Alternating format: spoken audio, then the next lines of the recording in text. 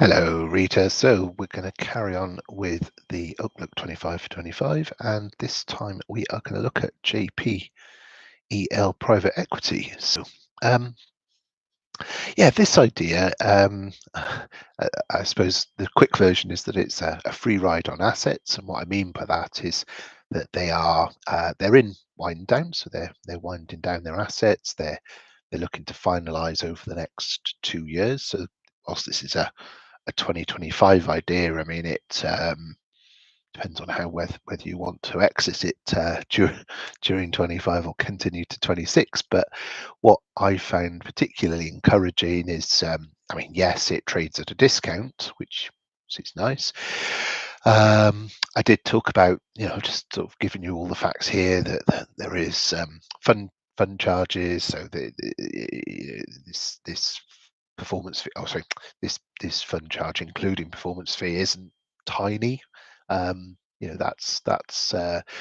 a lot of that does appear to be things that are potentially, I don't know this as a fact, but potentially non-repeatable. So these other expenses may or may not recur.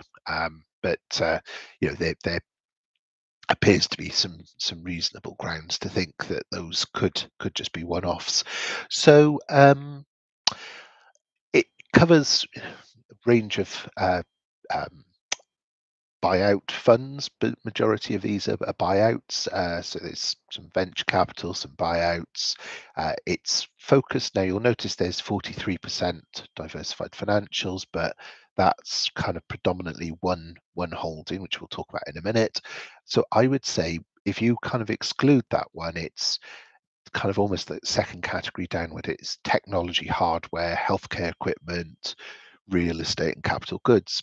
Pretty much all majority US based. So you've got to think, well, with tax cuts forecast for 2025 for the US, that economic growth strong in 2024, should be strong in 2025. There's some reasonable grounds to think that this could do okay during the coming year. So yeah, it's quite heavily discounted. Um, its biggest single holding is this thing called the Alliant Group. So this is a R&D advisory, and of course the Inflation Reduction Act, which I've spoken about over other articles, is a big deal. And as a result, this has grown substantially, and the sort of evidence I show for that is, the number of job adverts they have, and how they describe explosive growth. So, I mean, we don't have the ability to go and look at their accounts or to see any substantiation to that, but I'm taking that on face value. And I suppose to an extent as well, you can also take the growth, the sort of valuation of this. I mean, it has dropped from 23 to 24. It's true, but if we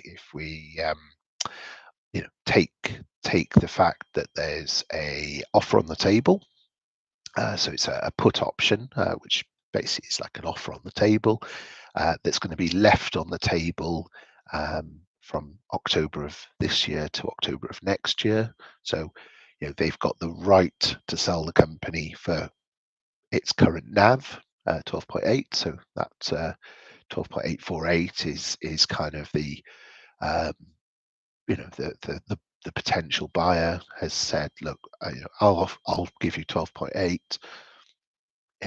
The offers, I'll leave that on the table for you, and we don't know who that buyer or potential buyer is. We don't know whether they've got the cash to pay the 12.8 if JPEL turns around and says, yeah, okay, we'll take you up on your offer. We don't know factually know that they've got the wherewithal to actually follow through on that. But I mean, I kind of speculated that it could be an insider job where it's the management team of Alliant that have said, we'll do an MBO and management buyout. We can pull together 12.8 bank loans and personal wealth and all the rest of it. So they've kind of put that offer on the table. So to my mind, I could see that because it's been doing very well under the Inflation Reduction Act and other. I mean, it's not just the Inflation Reduction Act. There's the CHIPS Act. There's the bipartisan Act. So there's obviously been a number of interventions under the Biden presidency, and most of those are not going to go away under Trump. That a lot of the Republican states have done very well out of those grants, and because there's not a great huge Republican majority, it only takes one or two Republicans to block any kind of watering down of these things, and it, there's enough Republicans benefiting from them that it's unlikely to happen. In my opinion, again, that is just my opinion. I don't have a crystal ball over the U.S. legislature. So yeah, Alliant itself, I mean, that pretty much is a big chunk of that NAV, and that appears to be kind of, you'd like to think that that's pretty certain. And then you've got the cash that JPEL holds, and that pretty much covers the share price. So everything else, all of these other holdings, so another 14 million, healthcare and technology, hardware and capital goods. So all of that is just in the price for free, as far as I can see. So I kind of talk about this here, where we can see the NAV, we can see so the market cap to buy this. So you've got 18.15 realizable cash, including the Alliant. So essentially the there's a really nice potential upside to this. So I also kind of went through over time just to see what was happening with holdings, and it was interesting to see there was, I mean, they're not vast increases, but this one increased by about 10%, this one increased by about 50%. So we're seeing some nice, or 60%. So we're seeing some nice upsides. There was a few where you could see there's slight decreases. That one's a slight increase there, 5% increase. That one's 5% increase. That one's nearly doubled. I should have highlighted that one as well. So you can sort of see this, it's not like these holdings are dwindling away, and so the NAV is quite dubious. If anything, the NAV might be undercooking the value of them. So as I say, these are all being realized over the next 2 years. I mean, the risk is that I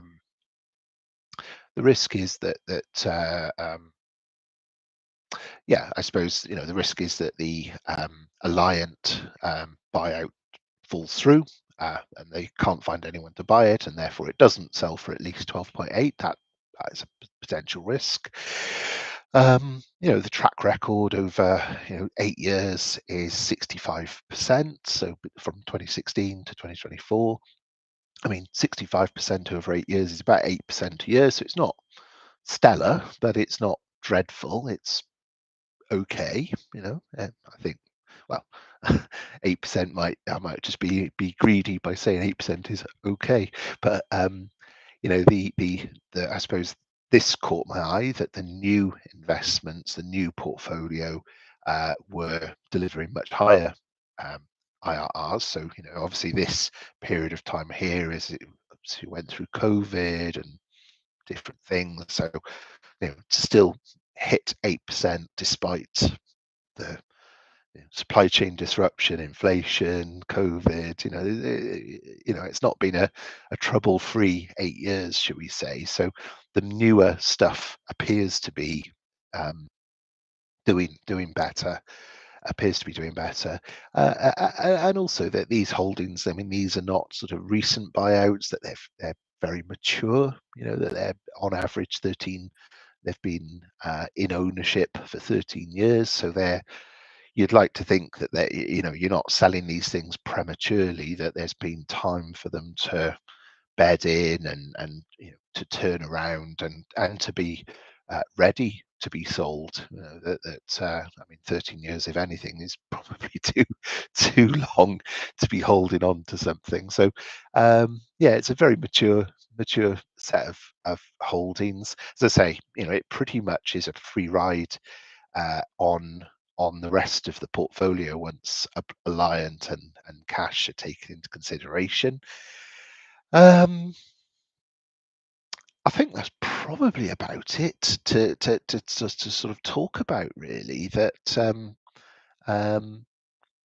yeah, I mean, I suppose I'm kind of saying here that, well, um, the maximum haircuts, you can sort of see here that there was sort of a net loss for so I mean, if we saw this net loss for the next 2 years, we're talking about a 7.6 million dollar haircut, um, which still implies that there's a $5 million dollar upside minimum to this idea. Assuming that things can't be worse than they've been under the supply chain disruption in high inflation, high interest rates environment, which obviously hasn't been terribly conducive to business. But going forwards, there's hopefully a more benign, positive environment. And so again, I guess that felt that felt like that could be the case.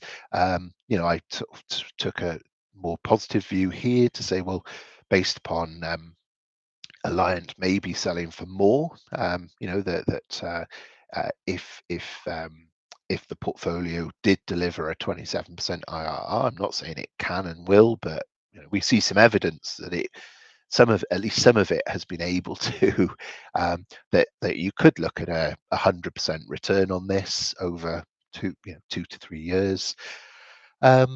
It's being wound down through compulsory redemption. So essentially, if you spend £1,000, let's say, investing into this, then every so and so often you'll get 300 back, 400 back. Basically, they'll take a proportion of the shareholdings and do a compulsory purchase back. So they buy back a proportion of your shares essentially. The only final catch to this is that you can't trade it online, which is a bit annoying. So it's telephone orders only. So depending on who your broker is, I mean, some charge a lot more than others.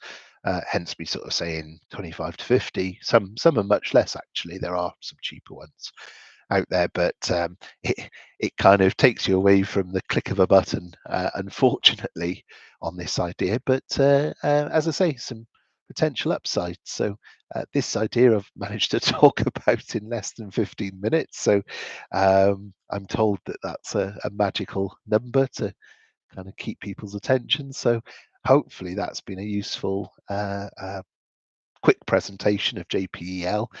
Their website is jpelonline.com, and they've got some good information, reasonable information, and they're included some of it in the article that I wrote.